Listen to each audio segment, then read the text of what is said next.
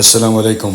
যুক্তরাষ্ট্র ইরান উত্তেজনার মধ্যেই কূটনৈতিক তৎপরতা জোরদার, নতুন আলোচনার ইঙ্গিত।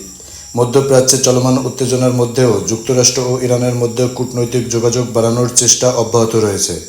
সম্প্রতি বিভিন্ন আন্তর্জাতিক সূত্রের তথ্য অনুযায়ী উভয় পক্ষই পরোক্ষ আলোচনার মাধ্যমে সংকট নিরসনের সম্ভাবনা খুঁজছে।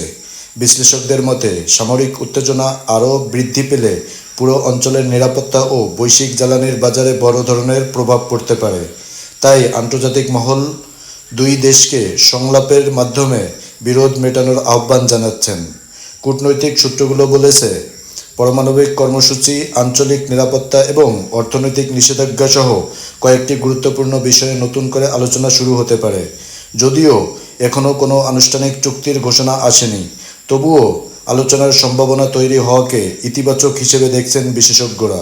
এদিকে বিশ্বজুড়ে বিনিয়োগকারী ও আন্তর্জাতিক পর্যবেক্ষকরা পরিস্থিতির দিকে নিবিড় নজর রাখছেন, কারণ যুক্তরাষ্ট্র ইরান সম্পর্কের যে কোনো পরিবর্তন মধ্যপ্রাচ্যের স্থিতিশীলতা এবং বৈশ্বিক অর্থনীতির গুরুত্বপূর্ণ প্রভাব ফেলতে পারে।